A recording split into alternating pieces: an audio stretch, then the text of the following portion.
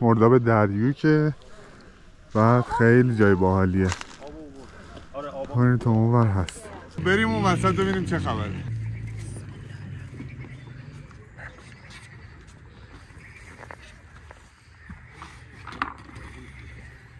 بله. برو.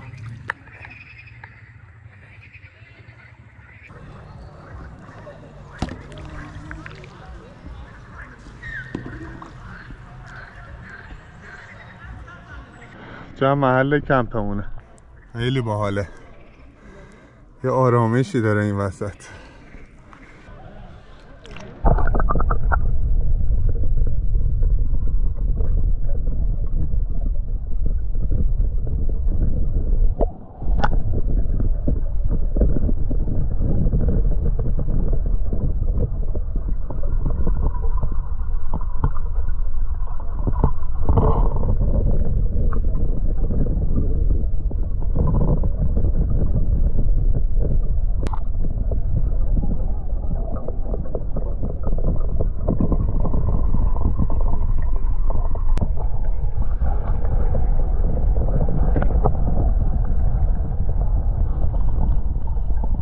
تنه های درخت رو نها کنی زیر آب.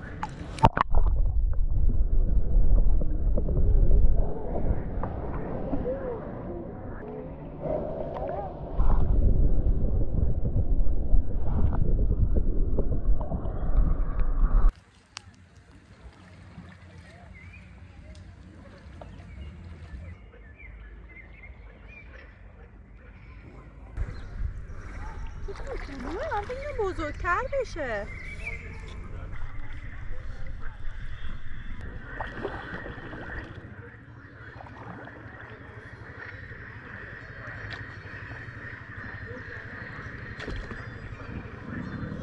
اینجا هم نمیشه وایستاد فکر کنم. آره. ولی چون بیفتی تو آب کشیده میشی.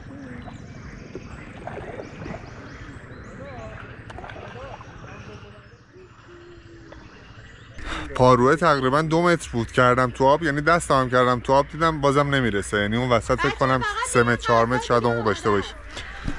اصلا این پدل چطور بود؟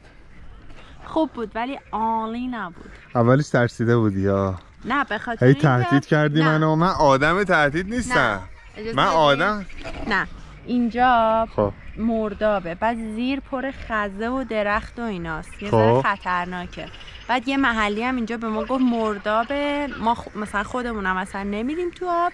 منم هرچی سرچ کرده بودم ندیده بودم کسی که مثلا با پدل بندازه بره تو آب. بعد واسه همین گفتم اگه بیفته تو آب کی میخواد بره.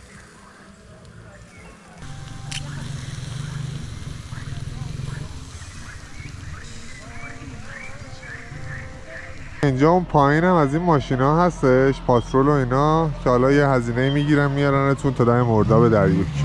میتونی با اینا بیاین اگر ماشینا آفرود نداشتید.